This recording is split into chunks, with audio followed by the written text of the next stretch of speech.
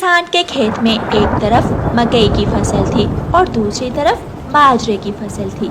किसान की मकई के फसल के बीच में एक चिड़िया अपने दो छोटे छोटे बच्चों के साथ बैठी हुई थी। काली घटाएं आसमान पर ऐसे छाई हुई थीं कि दिन में रात जैसा लग रहा था।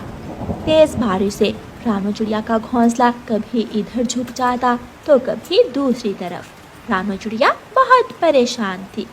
ऐ ऊपर वाले, मेरे बच्चे अभी बहुत छोटे हैं। ऐसे मौसम में अगर मेरा घोंसला टूट गया तो मैं क्या करूँगी? चिड़िया ऊपर आसमान की तरफ देख रही थी।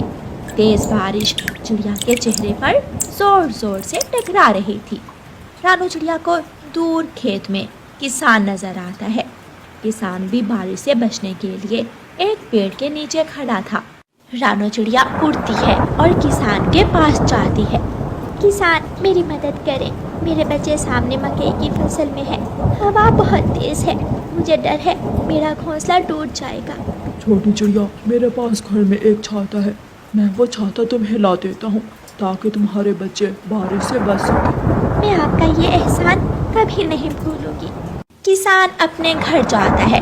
किसान का घर पास ही था। किसान अपने घर से एक छाता लेता है और वापस चिड़िया के पास आता है। ये छाता तुम्हें और तुम्हारे बच्चों को तेज बारिश से बचाएगा। चिड़िया वो छाता ले जाती है और अपने घोंसले के ऊपर लगा लेती है। अब बहुत सुकून था। बारिश का पानी अब चिड़िया के घोंसले तक नहीं आ रहा था। किसान ने मेरे बच्चों को बचा लिया।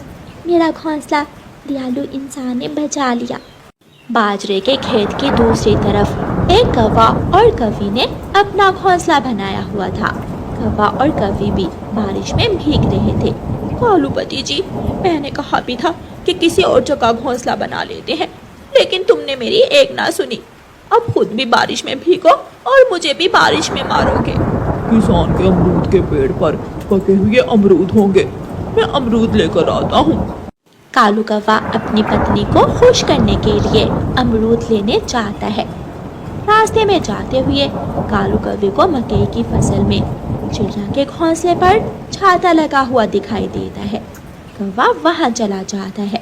चिड़िया चिड़िया, ये छाता तुमने कहाँ से लिया है? कौवे भैया, ये छाता मुझे किसान ने दिया है। मेरे बच्चे बारिश में भीग रहे थे। मैं दयालु किसान के पास गई तो किसान ने मुझे अपने घर से छाता ला दिया। ये छाता बहुत शानदार है, ये बहुत सुरक्षित है, बारिश से बचाता है, लेकिन मेरे पास नहीं है। ऐसे जलता हुआ कालू कौवा वहाँ से चला जाता है। मम्मा, मेरे पंख में कांटा चुभ रहा है। हाँ बेटा, घोंसला बारिश से भीग गया था ना, इसलिए मैं नरम नरम कपास लाती हूँ। नरम कपास से घोंसला नरम हो जाएगा। चिड़िया उड़ती है और किसान की कपास की फसल की तरफ जाती है। कौवा अमरूद लेकर वापस आ रहा था कि चिड़िया को घोंसले में ना देखकर कौवा फिर से वहाँ जाता है। चिड़िया नहीं है, मैं ये छाता उठाकर ले जाता हूँ, गोरी तो खुश हो जाएगी। कालू कौवा बच्चों के ऊपर से छाता उतारता है और जल्दी से वहाँ से भाग जाता है। देखो देखो गोरी, मैं तुम्हारे लिए क्या लाया हूँ। कालू जी, ये क्या चीज है? अभी बताता हूँ। कालू कौवा छाता घोंसले के ऊपर लगा देता है। अब बताओ कैसा लगा? क्या बारिश आ रही है घोंसले में? कालू, ये तो जादू हो गया। आसपास बारिश हो रही है और मेरा घोंसला सूखा है। मजा ही आ गया। कौवा और कौवी दोनों घोंसले में बैठ जाते हैं। जब चिड़िया कपास के फूल लेकर वापस आती है तो उसका छाता घोंसले के ऊपर नहीं था। बच्चे बारिश के पानी से भीग रहे थे। बच्चों, कौन आया था मेरे बाद? छाता कौन ले गया? मम्मा, वो कौवा जो थोड़ी देर पहले आया था, वो छाता ले गया। वो हंस रहा था और छाता उतार कर ले गया। मैं अभी उस कौवे से जाकर पूछती हूँ। रानू चिड़िया कौवों के पास जाती है। कौवे, तुमने मेरे बच्चों का छाता क्यों उतारा है? क्या करूं चिड़िया, मेरी गोरी पत्नी बारिश में भीग रही थी। तो मैं क्या करूं? मुझे मेरा छाता वापस करो। चिड़िया की बच्ची, तू जानती नहीं हमें, हम कौवे हैं कौवे। अगर ज्यादा चूं की तो तेरे बच्चों को ही उठाकर फेंक देंगे घोंसले से बाहर। चिड़िया बेचारी डर जाती है और चुपचाप वहाँ से चली जाती है। रात हो गई थी। बच्चे बारिश में भीगकर थर-थर कांप रहे थे। मम्मा चिड़िया को अपने बच्चों को बारिश से बचाना था। माँ चिड़िया अपना घोंसला उठाती है और किसान के घर की तरफ चली जाती है। किसान के घर के पास किसान की गाय एक छपरे के नीचे खड़ी थी। चिड़िया अपना घोंसला वहाँ रखकर बैठ जाती है। गाय माँ, कौवों ने मेरा छाता छीन लिया। मेरे बच्चे बारिश में भीग रहे थे, इसलिए मैं यहाँ आ गई। चिड़िया रानी, काले कौवे मुझे भी बहुत तंग करते हैं।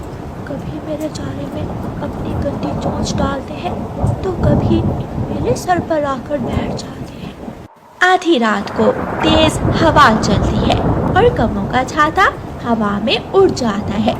कालू कौवा छाता पकड़ता है, लेकिन छाता कालू कौवे को भी अपने साथ ही उड़ा कर ले जाता है। कौवा सीधा कांटेदार पेड़ से टकराता है और घायल हो जाता है। गौरी कौवी भागी भागी वहाँ आती है। कालू, कालू जी, ये क्या हुआ? तुमने छाता क्यों पकड़ा था? मेरा पंख, गौरी, मेरा पंख टूट गया है, मुझे बचा लो।